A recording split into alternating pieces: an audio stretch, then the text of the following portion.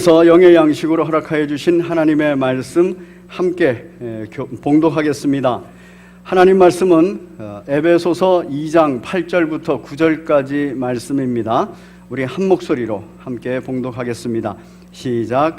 너희는 그 은혜에 의하여 믿음으로 말미암아 구원을 받았으니 이것은 너희에게서 난 것이 아니요 하나님의 선물이라. 행위에서 난 것이 아니니 이는 누구든지 자랑하지 못하게 함이라. 아멘. 우리 한 번 더 읽겠습니다. 시작. 너희는 그 은혜에 의하여 믿음으로 말미암아 구원을 받았으니 이것은 너희에게서 난 것이 아니요 하나님의 선물이라. 행위에서 난 것이 아니니 이는 누구든지 자랑하지 못하게 함이라. 아멘. 우리 제목을 같이 읽겠습니다. 시작.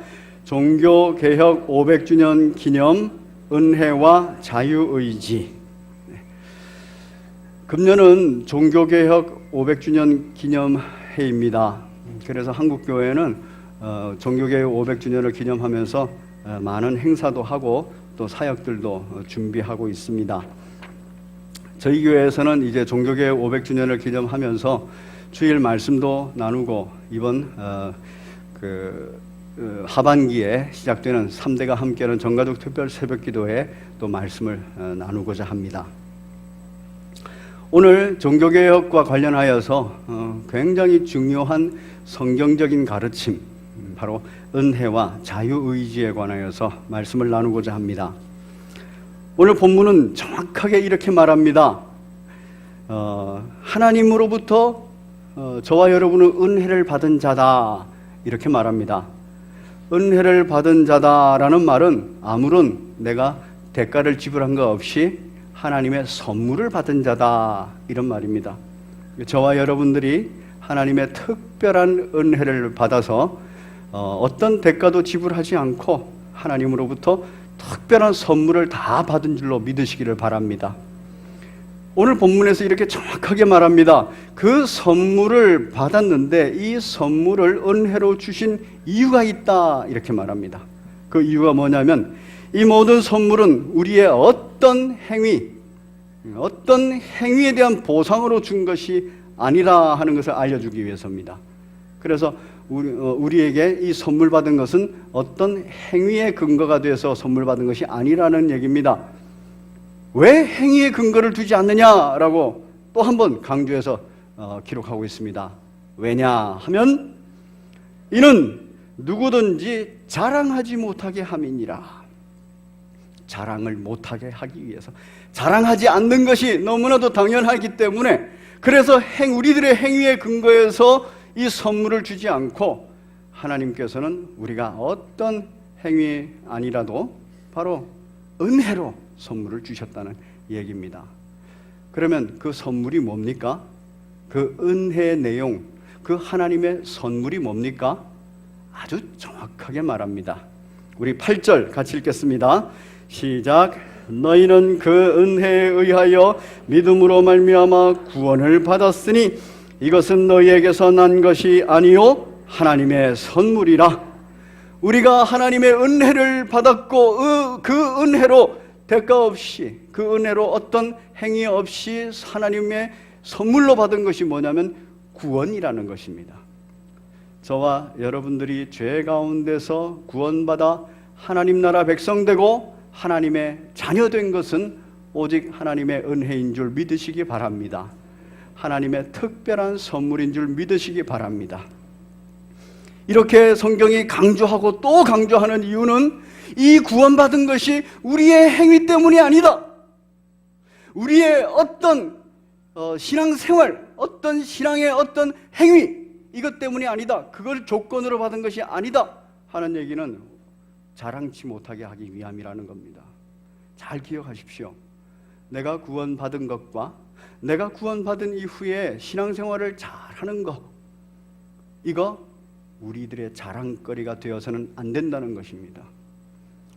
오늘 저는 은혜와 자유의지라는 제목으로 이것이 자랑거리가 됐을 때, 이것이 자랑거리로 얘기될 때 그 교회가 어떻게 되는가 하는 부분들을 살펴보면서 우리들의 현 주소를 살펴보고자 합니다. 종교개혁 500년이 지났습니다. 이 얘기는 지금 2017년이고 2017년에서부터 500년을 빼면은 1517년입니다. 그 1517년에 무슨 일이 있었냐면은 우리가 잘 알고 있는 마르틴 루터가 비텐베르그 성당에다가 95개조 반박문을 붙인 날입니다. 1517년 10월 31일입니다. 그래서 그날을 종교개혁 기념일로 그리고 또 그 해를 종교개혁한 해로 그렇게 기념하고 있습니다. 종교개혁을 했다는 얘기는 바로 중세교회를 벗어나서 이제 기독교라는 이름으로 처음 시작이 된 해라는 얘기입니다. 그래서 기독교라는 이름으로 새롭게 시작되는 교회의 모습은 이제 500년이 됐다는 얘기입니다. 이 500년 동안에 한국의 기독교는 어떻게 됐을까요? 한국의 복음이 처음 개신교가 기독교가 전파된 것은 우리가 잘 알다시피 토마스 선교사에 의해서입니다. 1865년 9월 달에 토마스 선교사가 제너럴 셔먼호를 타고 대동강에 도착했습니다. 그리고 강에서 내리자마자 순교당했습니다. 그날을 우리는 최초의 기독교 전파의 날로, 개신교 전파의 날로 그렇게 도장을 꽝 찍어놓고 있습니다. 한국 교회사에서. 지금까지 한 150년 지났다는 얘기죠. 150년을 지나는 동안에 한국 교회는 조선 말기에 어마어마한 핍박이 있었고 또 일제강점기 때 어마어마한 핍박이 있었습니다. 그리고 6.25 전쟁 때에도 공산주의에 의해서 어마어마한 핍박이 있었습니다. 고난과 환난이 있었다는 얘기입니다. 그 고난과 환난 가운데서 수많은 순교자들을 냈습니다. 토마스 선교사 순교 이후에 수많은 순교자들을 냈고 그 피 위에 한국 교회가 세워졌습니다. 그리고 이 시대를 지나고 나서 그 고난과 환난의 시대를 지나고 나서 한국 정부가 수립이 되고 그 정부 하에서 기독교는 초대 대통령 이승만 대통령이 기독교인이 되면서 공인을 받게 됩니다. 그리고 대한민국은 종교 자유국가가 됩니다. 그래서 이 기독교가 이제 핍박을 받지 않습니다. 고난을 받지 않습니다. 환난을 당하지 않습니다. 그러면서 기독교가 이제 그 전파의 속도가 굉장히 빨라집니다. 핍박 가운데서도 전파가 됐습니다. 그리고 이제 공인이 되고 나서 더 빠른 속도로 기독교가 전파가 됩니다. 기독교의 대중화가 일어납니다. 그래서 기독교인이 1000만을 돌파했다고 말합니다. 5천만 우리 대한민국의 국민 중에서 1000만 5분의 1을 차지했다고 말하지요. 어마어마한 숫자입니다. 한 나라에, 그것도 기독교가 국교로 정해지지 않는 그 나라에 20%가 기독교인이라는 것은 굉장한 복음 전파의 속도와 그리고 복음 전파의 효과입니다. 그렇게 복음이 전파되면서 한국 교회는 이제 돈을 갖게 됐습니다. 교회가 부자가 됐다는 얘기죠. 그리고 한국 교회는 명예를 얻게 됐습니다. 한때 모든 기독교인들 중에는 그 가정에 목회자가 나오기를 바라는 그런 가정이 많았습니다. 저 같은 경우도 저희 부모님 때 신앙생활을 딱 하면서 이 자식이 목사가 됐으면 좋겠다 이렇게 소원을 가지고 제 의사를 물어보지도 않고 소원 기도를 했어요. 이런 소원 기도를 하는 가정들이 많았다는 얘기입니다. 목회자가 명예스럽게 된 것입니다. 가문의 영광이 됐던 거죠. 돈을 가지게 됐고 명예를 가지게 됐고 그리고 대형 교회들에 의해서 바로 권력을 가지게 됐습니다. 대형 교회가 움직이고 대형 교회가 연합하고 대형 교회가 기독교가 연합해서 운동을 하면 대통령도 만들어낼 수가 있습니다. 그렇게 권력을 갖게 됐습니다. 그렇게 권력을 갖고 지난 지 이제 우리가 돌아보면 오늘날의 현실은 어떻습니까? 기독교인이 많아졌고 그래서 기독교의 복음이 대중화됐고 그리고 또 기독교가 돈도 가지고 명예도 가지고 권력도 가지게 됐고 그 순간부터 바로 기독교는 영광으로 빛나는 게 아니라 영광으로 빛날 줄 알았던 한국 기독교, 한국 교회가 이제 참으로 비난의 대상이 됐고, 그리고 비판의 대상이 됐고, 부패의 온상이 되어버렸습니다. 그래서 오늘날의 한국 교회가 있는 거죠. 150년 지났습니다. 그런데 역사를 살펴보면, 우리가 역사 공부를 하는 이유는 역사를 사는 인생이 똑같은 인생이었고, 그래서 그 역사를 살아가는 인생에 의해서 되어지는 역사적 사건들은 비슷하기 때문에 역사를 공부합니다. 이와 아주 유사한 때가 있었습니다. 기독교가 처음 출발합니다. 예수 그리스도에 의해서. 그리고 그 기독교는 수많은 고난과 환난 속에 들어가게 됩니다. 예수님도 십자가상에서 달려 죽으시고, 제자들도 12명이 다 순교를 하고, 그 제자들의 제자들, 사도들이, 속사도들이라 그럽니다. 그리고 그 후에 교부들이 있습니다. 이들도 다 순교의 자리에 갑니다. 굉장한 환난과 핍박의 세월이 약 200년, 즉 기독교가 태동되고 나서 세례 요한, 마지막 세례 요한이 죽고 나서 200년이 흐릅니다.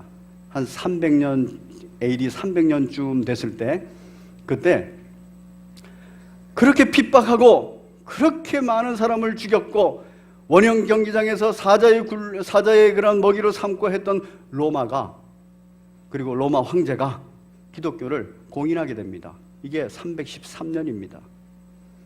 기독교가 틀을 갖추고 정착을 하기 시작한 게 약 100년 정도 되고, 그리고 그로부터 200년 정도 흘러서 그 고난과 환난 속에서 기독교가 이제 대로마 제국의 공인이 돼버립니다.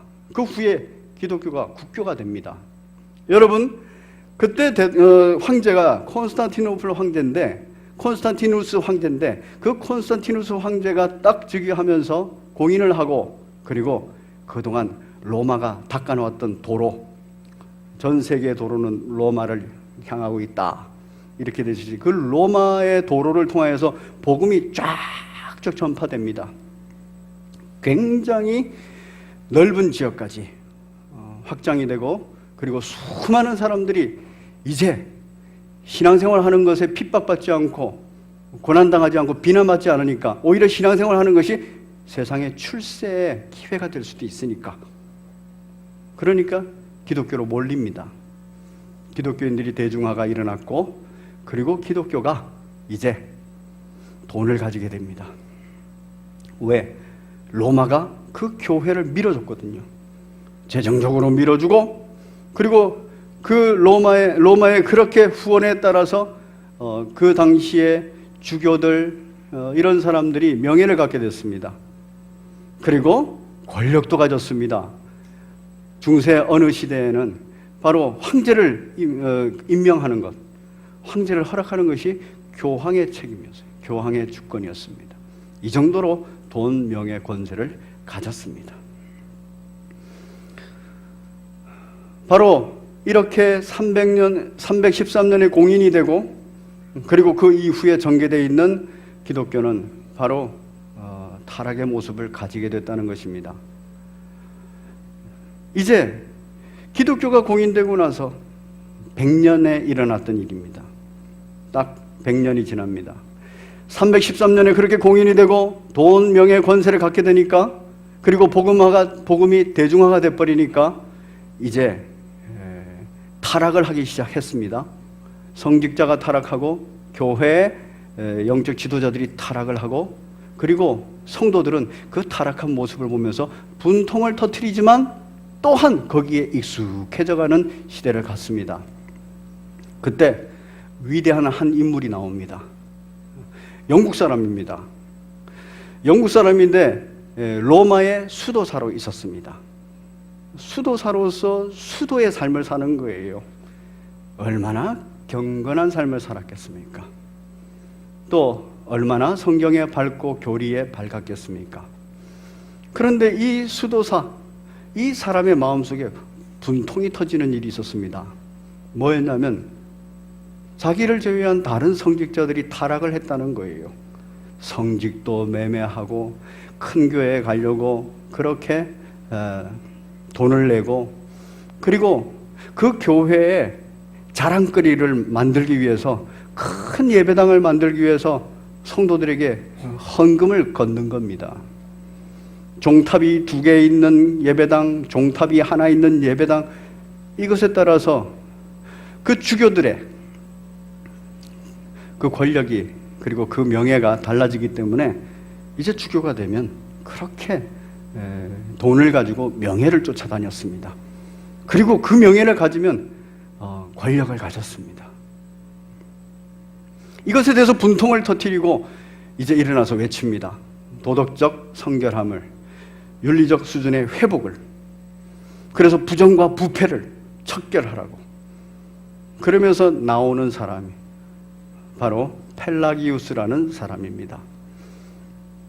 이 사람은 굉장히 경건하였고, 그 경건의 모습이 제자들을 많이 모았고, 그리고 대중에게도 영향을 많이 줬습니다.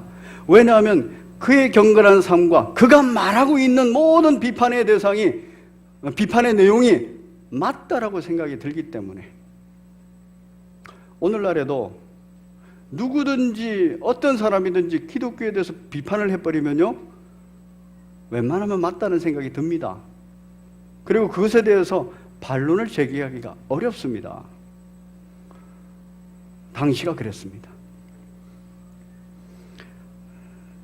바로 이 펠라기우스라는 사람은 무엇에 대해서 강조하냐면, 이 부패상은 우리의 결단의 부족이다.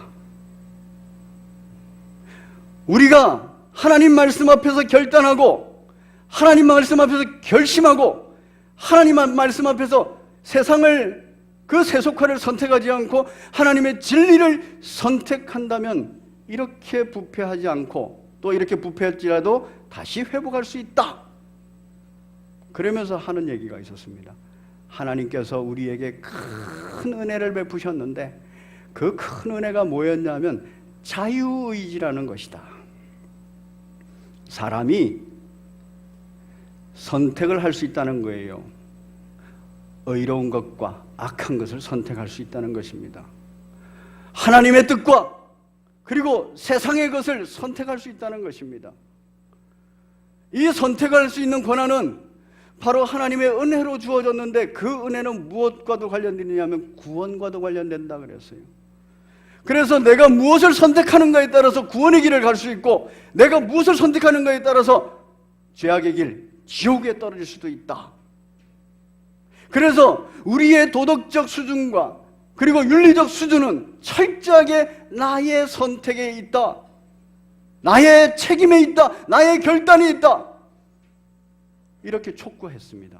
성직자들에게, 그리고 교회 영적 지도자들에게, 그리고 성도들에게. 여러분, 구원이 우리들의 자랑거리가 되면 부패하고 타락합니다.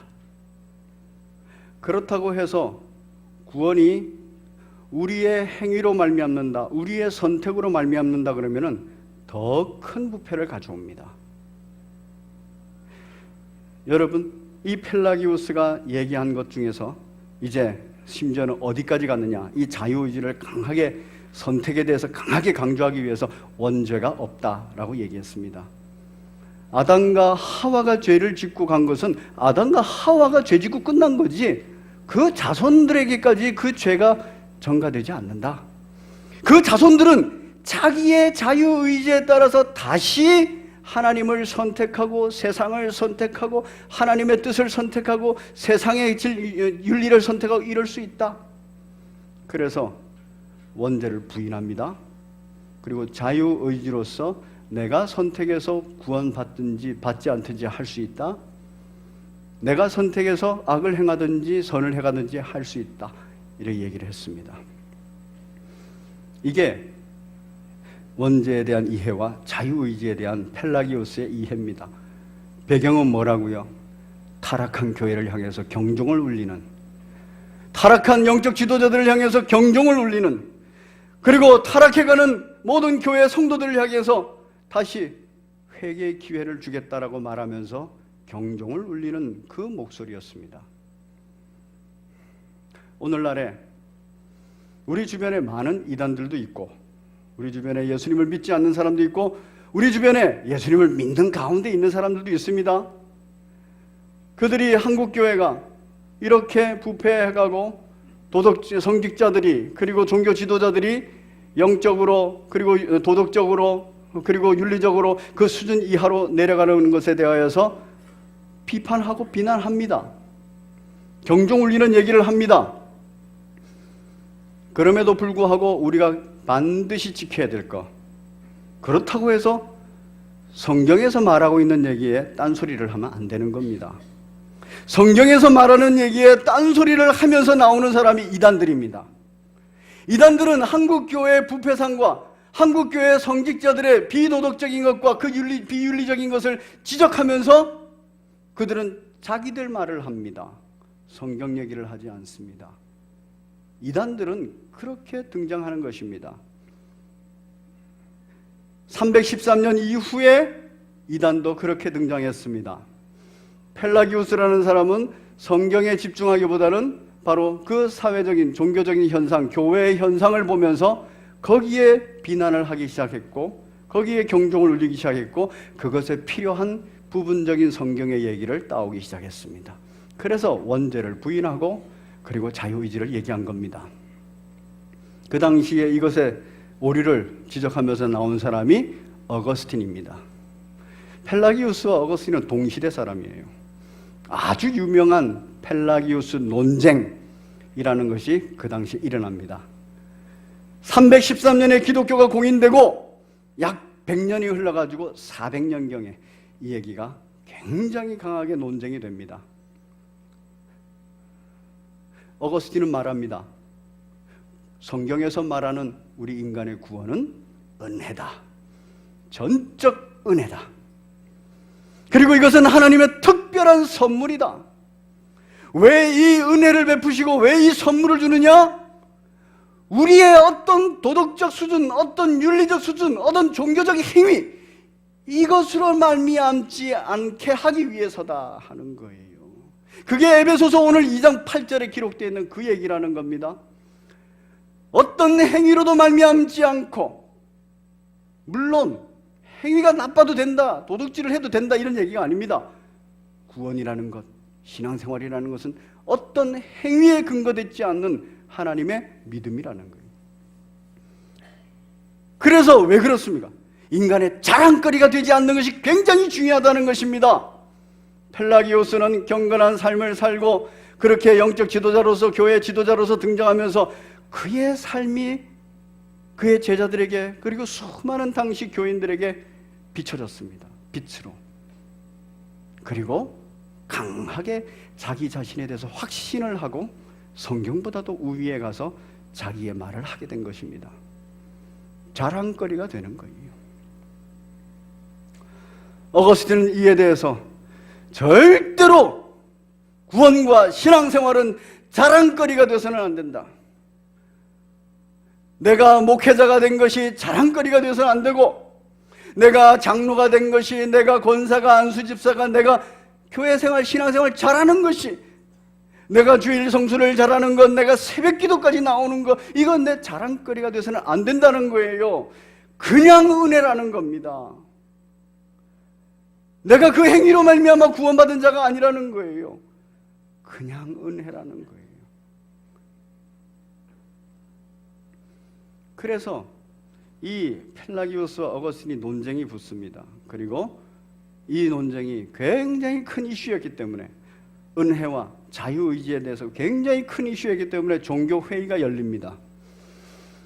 그 종교회의가 418년입니다. 313년에 기독교가 공인이 되고 100년 정도 흘렀습니다. 그러니까 이런 일이 벌어지는 거예요. 기독교 교회의 타락이 일어나고 그 교회의 타락과 함께 경종을 울린다면서 비성경적인 교리가 나오는 겁니다. 그래서 종교회의가 열렸습니다. 그리고 이 종교회의, 이 카르타고 종교회의에서 결정은 뭐라고 났을까요? 어거스틴 말이 틀렸다고 말이 났을까요? 아니면 펠라기우스 말이 틀렸다고 났을까요? 당연히 펠라기우스가 이단으로 정죄됐습니다. 펠라기안주의자들이 전부 다 이단으로 배척이 됐습니다. 그런데 대중의 생각은 달랐어요. 대중은 펠라기우스의 말이 눈으로 볼 때 옳다고 느껴지는 거예요. 왜냐하면 구원받은 사람들이 구원받았다는 그 이유에 그냥 자족하면서 만족하면서 신앙적인 생활을 엉망으로 하는 겁니다. 목회자든, 그러니까 성직자든, 종교 지도자든, 성도든. 그러니까 그래서는 안 된다. 그래서 원죄를 부인할 수는 없어요. 왜? 그러면 교회 안으로 못 들어오니까. 원죄를 인정합니다.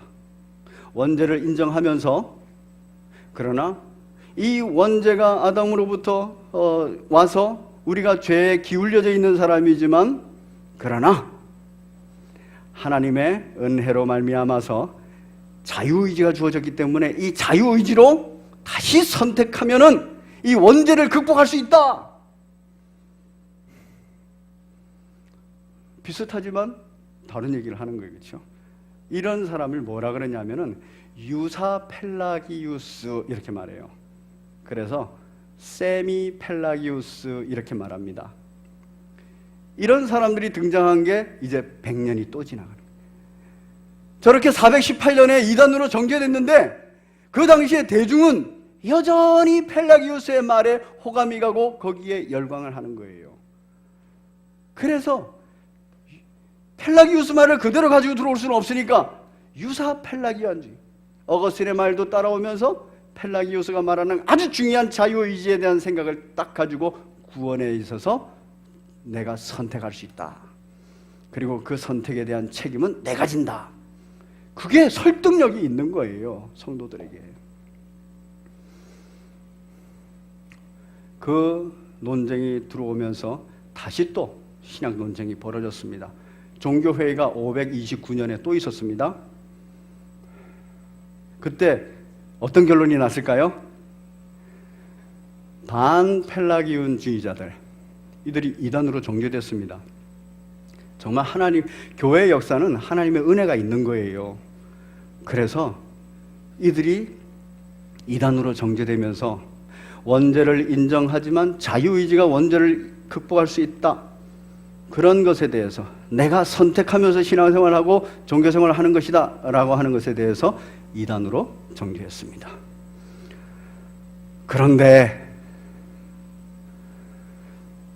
418년의 그 종교회의 이후에도 대중은 펠라기우스의 말에 귀 기울이고 그것에 열광했듯이 529년에 이 종교회의 끝나고 나서 반펠라기우스주의자들마저도 이단으로 정죄됐음에도 불구하고 대중은 그 얘기를 다시 귀 기울이고 거기에 열광했습니다.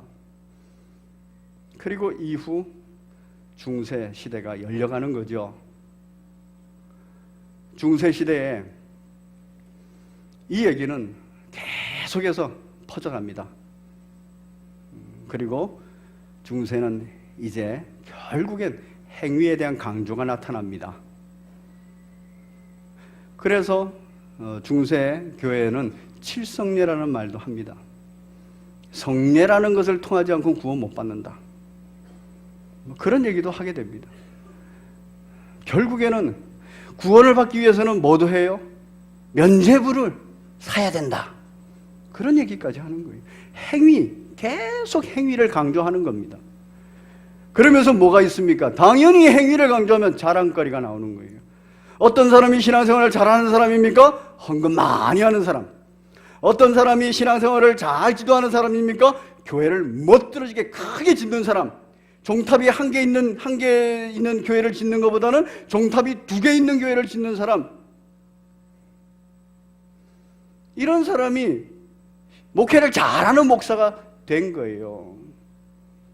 신앙생활을 잘 지도하는 주교가 된 겁니다. 자랑거리가 됐어요. 여러분, 은혜가 되지 못하고 은혜가 어느 순간 행위로 떨어지고 행위를 근거한 자랑거리가 우리 속에 생겨버리면 이렇게 비참한 암흑의 시대로 가버립니다. 우리 한국교회 어떻습니까? 목회를 잘하는 성직자 어떤 사람이죠? 성도를 많이 모으고 대형 교회를 이루는 사람이에요. 그리고 나면 하는 단계가 뭐였습니까? 교회를 건축하는 거예요. 이 작은 상가교회에서 또 하나 교회를 건축했다가 이제는 막 화려한 크리스탈 교회를 건축하는 거예요.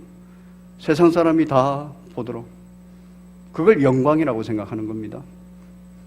자랑거리예요. 행위에 근거한 자랑거리입니다. 우리 교우들이 헌금을 합니다. 헌금을 할 때도 헌금을 많이 하면 신앙생활 잘한다라고 본인이 생각하기도 하고 주변에서도 그렇게 생각합니다. 우리 한국교회가 선교사들을 많이 파송했습니다. 그 파송하는 데 있어서도 선교사님들 이름만을 많이 갖다 놓고 후원은 조금 합니다. 우리가 선교 헌금을 할 때도 그렇습니다. 교회 이름으로 선교 헌금을 그냥 무명으로 합시다 이러면 어떻게 되죠? 선교 후원 헌금이 적습니다. 그런데 개인적으로 선교사님에게 후원을 하세요 하면은 개인적으로 후원금을 많이 갖다 드립니다. 뭐예요? 자기 행위 그리고 자기의 자랑이 거기에 있는 거예요. 그래서 주지 않는 겁니다. 펠라기우스가 무서운 일은 바로 은혜를, 하나님의 선물을 행위에 근거했다라고 말하면서 동기유발은 강하게 할 수 있습니다. 자랑거리가 되게 하면서 서로 동기유발은 할 수 있습니다. 그런데 비성경적이기 때문에 결국은 죄악 가운데, 타락 가운데 끌고 가버리는 겁니다. 중세가 그러했습니다. 역사는 반복되는 것일까요? 이제 중세 천년이 지나고 나서 다시 또 어마어마한 타락상을 보면서 종교 논쟁이 벌어지고 종교 회의가 있었습니다. 그 논쟁이 바로 1517년 마르틴 루터가 95개조 반박문을 비텐베르그 성당에다 붙였어요. 그 반박문의 내용은 분명히 타락한 교회, 타락한 성직자, 타락한 신앙의 상태, 이것에 대한 반박문이었습니다. 거기에는 윤리적인 행위와 도덕적인 그러한 부패상도 있습니다. 그러나 그가 반박문을 붙일 때에는 펠라기우스처럼 자기 주장을 한 게 아니라 성경에서 어긋난 것 부분을 증명했어요. 그래서 뭔가 선동을 하려고 붙인 거 아닙니다. 그냥 붙인 거예요. 자기가 성경을 읽으면서 깨달은 바대로 이래서는 안 된다 그래서 그냥 붙인 거예요. 그런데 이것에 대해서 하나님의 은혜가 있어서 대중이 호응하고 종교개혁이 일어난 겁니다. 이 종교개혁이 있고 나서 이제 100년 정도 흘러갑니다. 100년 정도 흘러가는 동안에 또 부패가 일어나고 또 타락해요. 정말 찬송 부른 대로 우리는 주님을 늘 배반하나, 진짜 늘 배반합니다. 이 종교개혁이 일어나고서 100년 지나서 다시 또 누구 같은 사람이 나오냐면 펠라기우스 같은 사람이 나와요. 왜? 교회가 부패하고 성직자가 부패하고 그리고 교회 신앙이 엉망이 돼가고 있으니까 그에 대해서 경종을 울리는 사람이 나오는 겁니다. 교회가 교리 논쟁을 하고 교리 논쟁 때문에 막 갈라져 나갑니다. 그때 나온 사람이 알미니우스라는 사람입니다. 이 사람이 등장해서 똑같은 얘기를 합니다. 펠라기우스와 똑같은 얘기. 이게 문제가 됐어요. 그래서 알미니우스 이후에 알미니안을 따르는 사람들을 알미니안주의자 이렇게 말합니다. 그 알미니안주의자들이 그동안에 있었던 교회 모든 교리에 대해서 반박하면서 그 글을 써내요. 그게 문제가 돼가지고 네덜란드에서 종교회의가 열립니다. 1619년이죠. 약 100년 정도 흐르죠. 종교개혁 이순 후 100년 정도. 참 비슷하지요. 펠라기우스 논쟁이 있은 후 100년 정도 흘러가지고 바로 세미 펠라기안주의자들과 문제가 생기듯이 바로 이 종교개혁이 있은 후에 100년 정도 흘러서 알미니안주의자들이 나타나요. 이 알미니안주의자들은 펠라기우스와 상당히 유사하면서 딱 세미 펠라기우스하고는 똑같습니다. 그래서 은혜보다는 자유의지와 선택에 대해서 구원의 문제도 그렇게 열어갑니다. 종교회의가 열렸습니다. 어떻게 됐을까요? 여기도 지금 알미니안주의자가 이단으로 정죄가 됐습니다. 그래서 네덜란드에서 정치적으로 다 쫓아내버렸습니다.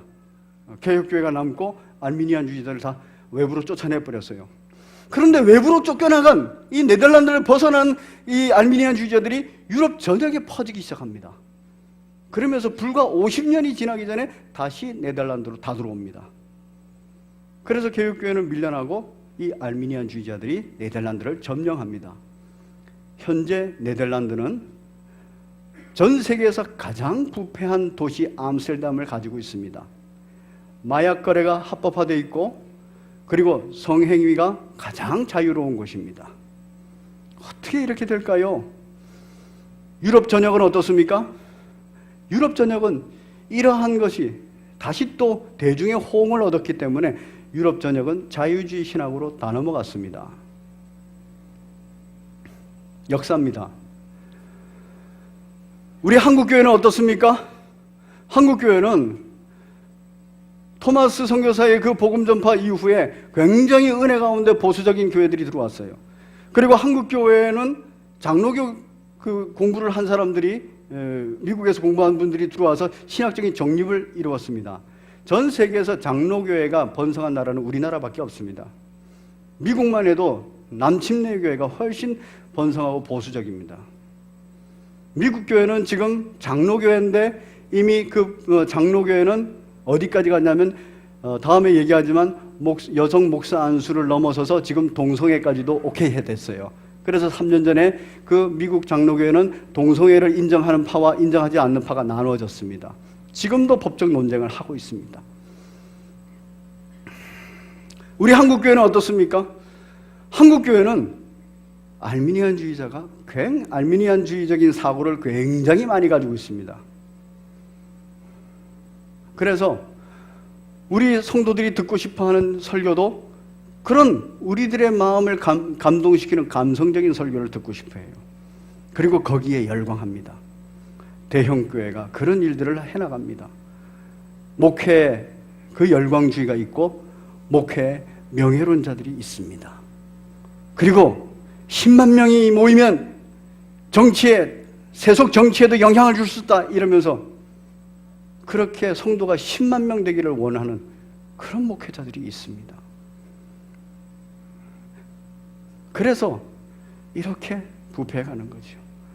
은혜를, 하나님의 특별한 선물, 구원, 이것을 잊어버리고 어느 날부터는 눈에 보이는 행위, 눈에 보이는 행동, 눈에 보이는 어떤 자랑거리, 이것으로 격려를 삼고 산다는 것입니다.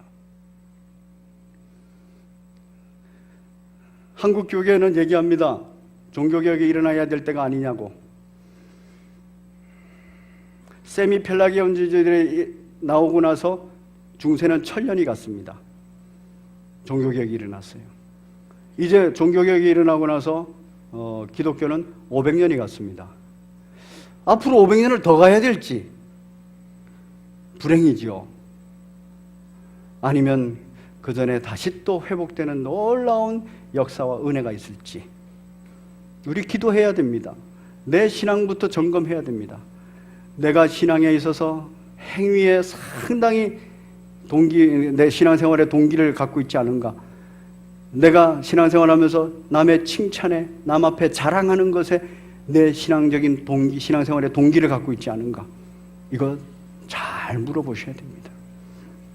우리 하나님 말씀 함께 읽고 마치도록 하겠습니다. 에베소서 2장 8절과 9절입니다. 시작. 너희는 그 은혜에 의하여 믿음으로 말미암아 구원을 받았으니 이것은 너희에게서 난 것이 아니요 하나님의 선물이라. 행위에서 난 것이 아니니 이는 누구든지 자랑하지 못하게 함이라. 죄에 대해서, 부패에 대해서, 비윤리적인 것에 대해서 우리는 또 한 번 결단하고 결심하면서 안 짓기를, 그래서 이걸 회개와 회개의 열매라 합니다. 이거 해야 됩니다.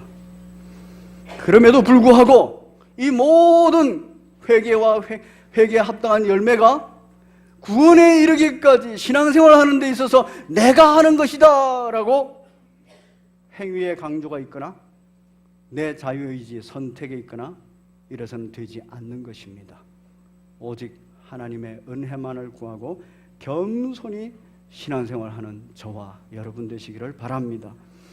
우리 함께 찬송 올리겠습니다.